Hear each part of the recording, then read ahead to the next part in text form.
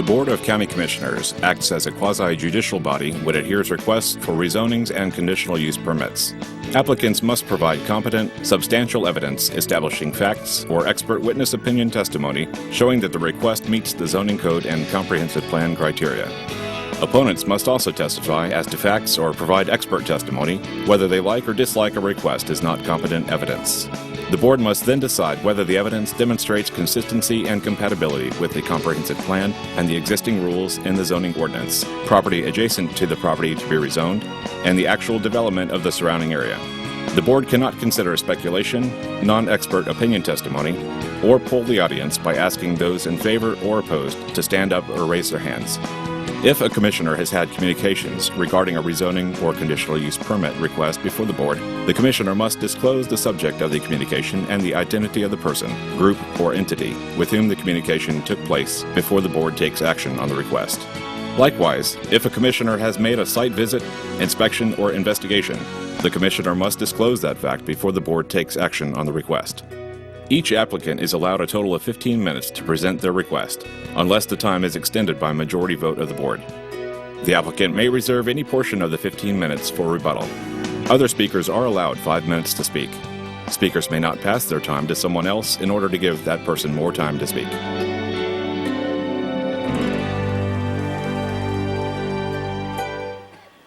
Good evening. I call the September 7th meeting to order. It is a zoning meeting, and I guess we're going to have kind of a shorter meeting tonight, hopefully, so might as well stand up and we'll do the Pledge of Allegiance. Commissioner Zanardi, if you'd lead us. I pledge allegiance to the flag of the United States of America and to the republic for which it stands, one nation, under God, indivisible, with liberty and justice for all. It's a little bit of a different type of evening because of the storms that we're preparing to stay ahead of. County Manager, there is 2 items that I had, but I would receive information before the beginning of the meeting. Do you want us to just consider 4F or 4F and 5B? We were most interested, and I think consistent with what the email we put out, was to deal with 4F, which was the emergency ordinance for removal of disaster debris from private roads. Thank you, sir. So if the commission would consider that we could maybe table the rest of the items to October the 5th, is that correct, County Attorney? Correct, at the 5 p.m. zoning meeting. Okay. If we would have a motion for that, for all the items except item 4F. So moved. Need a second? Second. I have a first and a second. Everybody in favor, say aye. Aye. It passes 4-0. We don't have any public comment cards up here, so I guess we'll move right into item. The only Yes, one I sir. wanted to add to that, if I may, there may be some items that were more time-sensitive, and we will move those items and put notice on either under new business, or these were consent items and other items for the September 19th meeting, but we will do that as long as that meets with the board's approval. Yes, sir, that's just fine. Do we have to, okay. County Attorney, do you want to, Yes, I have one item. There was a planning and zoning meeting scheduled for Monday, September 11th. It has been re-advertised, or is going to be re-advertised for September 25th at 3 p.m., and there will be a notice on the county's website and in the newspaper. Thank you. City Manager, do you want to lead us into item 4F? Actually, I'm going to turn it over to the county attorney's office, who prepared the draft of this item. Yes, good evening. All right. What this is an emergency ordinance to incorporate language that we think will satisfy FEMA regarding the pickup of hurricane-related debris on private roads. As is stated in the agenda report, FEMA changed the rules last year, and local county and local government jurisdictions are still trying to figure out exactly what the new rules are and what FEMA will accept. So we do know that Clay County used this approach with their ordinance with Hurricane Matthew, and their private road request, reimbursement request was approved by FEMA, so we thought it best to follow that approach, not reinvent the wheel. And in light of the events impending, we suggest you pass this as an emergency ordinance. It will require all 4 commissioners to approve. Thank you. Do we have, I guess, a motion? I'll make a motion to approve emergency ordinance for removal of disaster debris from private roads. Second. We have a motion and a second. All those in favor? Could we just Aye. state for the record that there's no one here to comment on the item? Oh, there's no one here to comment on the item. It passes 4-0. We do have one almost related item, and that is solid waste would like to get permission to utilize resources to pay for the debris removal, anticipating that that's going to happen. So Yuri, why don't you address that? Commissioners, in view of that, we haven't gotten reimbursed yet from FEMA or the state.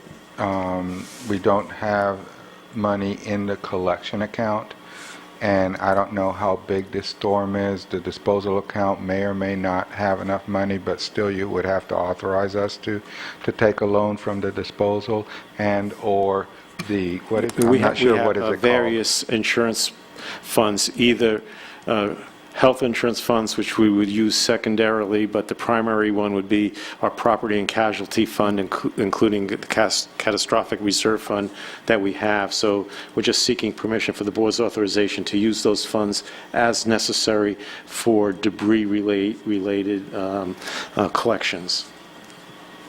Pleasure of the board. I make a motion that we authorize the use of the reserves for property and casualty and/or the solid waste collection fees for disposal fee for Hurricane Irma. I'll second. We have a motion and a second. All in favor, say aye. Aye. Aye. Passes 4-0. That's pretty good memory there. I believe we've completed, oh, Yuri has one more thing. Yes, sir. One more thing, and I'm sorry that we bring this at the last moment, but it's things that have occurred to us as we've been making plans for it. But we have debris sites, temporary debris sites already in place. Last year, we used a temporary debris site from fines that we had to sign a contract with. It did not cost us anything. There was no monetary exchange, but I would like to seek authorization for the county manager to sign contracts like that for temporary debris sites. That's appropriate. Do I have a motion from the commission? I'll make a motion that we authorize the county manager to enter into any agreements necessary with FIND for debris sites. I'll second. We have a motion on the floor and a second. All in favor, say aye. Aye. Aye. Passes 4-0. Yuri, you're finished. Okay. Okay, I believe we're finished with the public hearings, and so I guess we're going to go to board reports. County manager. Okay, my first item and only item relates to the upcoming budget hearings for millage and budget hearings that are scheduled for next week, the first of which is scheduled for next week. On September 4th, Governor Scott issued an executive order 17-235 in response to the threat of Hurricane Irma, and as a result of that, the Department of Revenue issued an emergency order implementing provisions of that the governor's executive order that waived statutory timing requirements and provides us the ability to do certain things related to our millage and budget hearings. As part of that, we are authorized to cancel either of those hearings as long as we post a notice of cancellation on the door of the meeting and advise the public that the scheduled hearing is being canceled.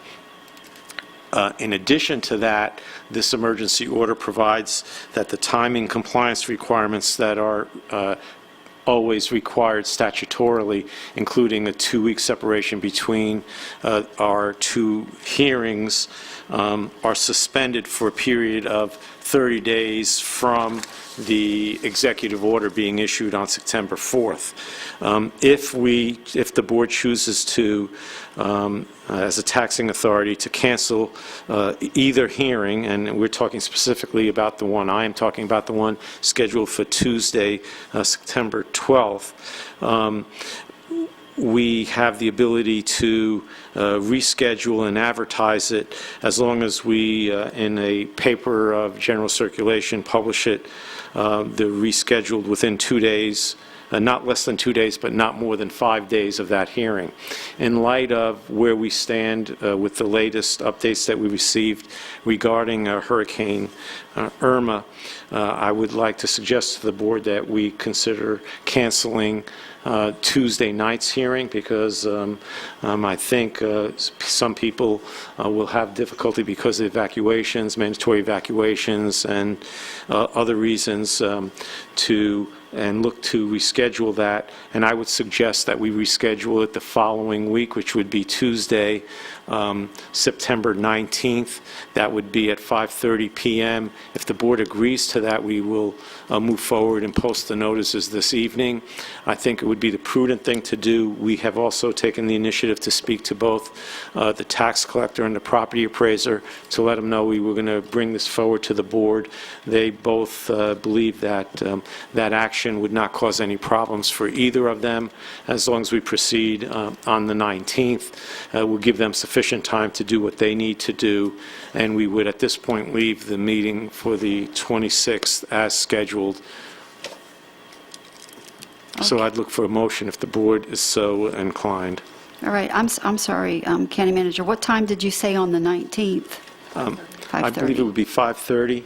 We checked, and the statute provides that it has to be after 5 p.m., and we didn't want to take a chance, so we thought leaving it at 5:30 was the most prudent thing to do, if the board's in agreement with that. So we're just going to combine both meetings together? No, this would be the first meeting, and then we would have the second meeting on the 26th. I meant a regular board Oh, meeting? no, yeah, I don't. The regular board meeting is scheduled for that day at 9. Oh, for what time? Okay, 9. So we would have the second meeting at 5:30? Okay. Do you need a motion for this? Yes, we would. I'll make a motion that we cancel the budget meeting for next Tuesday and reschedule it for 5:30 on the 19th. Second? Got a motion and a second. All those in favor, say aye. Aye. We passed that motion 4-0. All right. And County Manager, that's all that you have, sir? Yeah, I think that's enough for now, thank you. Okay. County Attorney? No report. Commissioner Barfield? Keep everybody safe. Yes, sir. Commissioner Tabaya?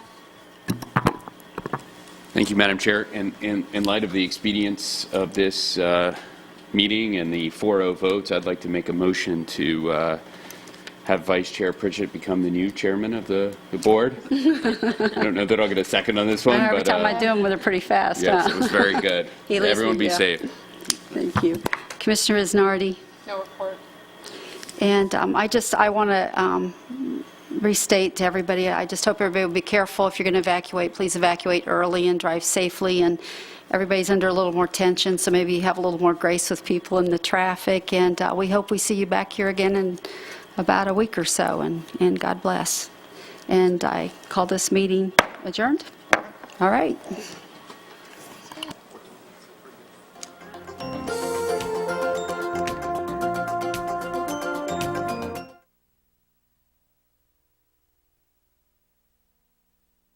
The opinions expressed by any member of the public during any period of public comment do not necessarily reflect the views or opinions of the Board of County Commissioners of Brevard County, Florida, Space Coast Government Television, or the program sponsor, and are solely those of the presenter.